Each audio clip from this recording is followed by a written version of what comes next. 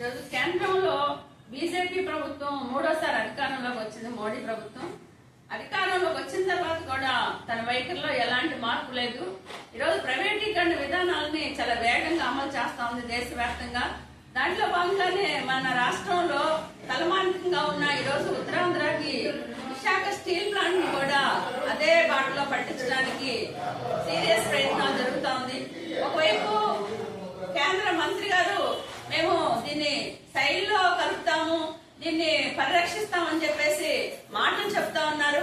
కానీ ఆచరణలోకి వచ్చేసరికి ఈ రోజు విశాఖ స్టీల్ ప్లాంట్ ని నష్టాల్లోకి నెట్టేస్తా ఉన్నారు. గత సంవత్సరం రోజు 10 కోట్ల నష్టం వస్తే ఈరోజు బ్లాక్ ఫర్నిచర్ మూసేసినందువల్ల రోజుకి 15 కోట్ల రూపాయలు ఈరోజు నష్టాలు పోతా ఉంది. రాను రాను ఇది నష్టాల్లోకి నెట్టేసి ఏదో పద్ధతిలో దీన్ని ప్రైవేటీకరణ చేయాలని చెప్పేసి అక్కడ బీజేపీ ప్రభుత్వం దానికి ఒత్తాసుగా ఈ రోజు మన రాష్ట్రంలో ఉన్న కూటమి ప్రభుత్వం కూడా ప్రయత్నాలు జరుగుతా ఉన్నాయి. దీన్ని సిఐటిగా తీవ్రంగా వ్యతిరేకిస్తా ఉన్నాం. ఇప్పటికైనా ఇచ్చిన హామీ మేరకు కేంద్రం వెంటనే స్టీల్ ప్లాంట్ ని స్థాయిలో కలపాలి, అట్లనే స్టీల్ ప్లాంట్ కి సొంత గనులు కేటాయించాలి.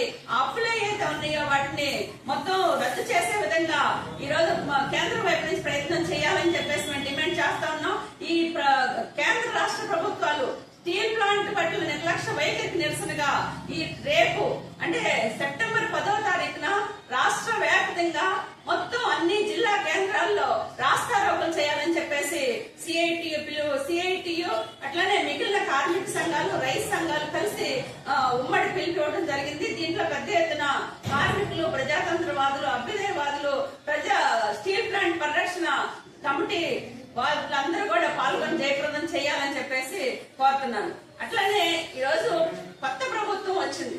కొత్త ప్రభుత్వం వస్తే కార్మికుల కష్టాలు తీర్తాయి అని చెప్పేసి ఆశించాం.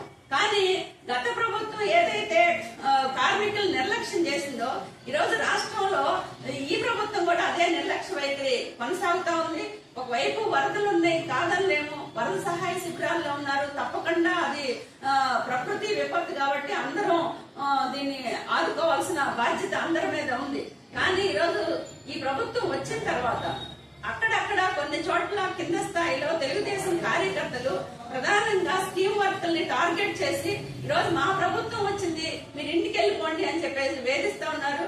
ఇక్కడే జిఎం వలసలో ఈరోజు విఓఎల్ ని దాదాపు 9 మందిని తొలగించారు. ఉపాధి ఫీల్డ్ అసిస్టెంట్లను తొలగించారు.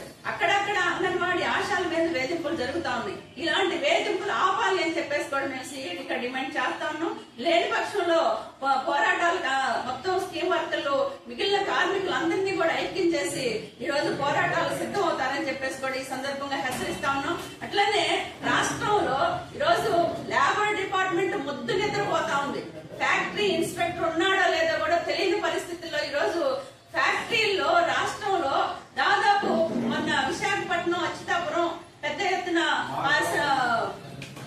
ఫార్మా కంపెనీలో ప్రమాదం జరిగింది. మొన్న జగ్గైపేటలో సిమెంట్ ఫ్యాక్టరీలో ప్రమాదం జరిగింది. నెల్లూరులో ఫ్యాక్టరీలో ప్రమాదం జరిగింది.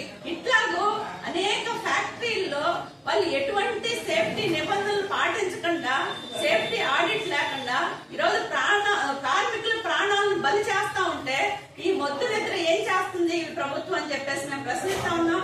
ఎప్పటికైనా ఈరోజు ఫ్యాక్టరీల్లో సేఫ్టీ ఆడిట్ కంట్రోల్ మానిటర్ చేయాలి, ఫ్యాక్టరీ ఇన్స్పెక్టర్ తనిఖీలు చేయాలి.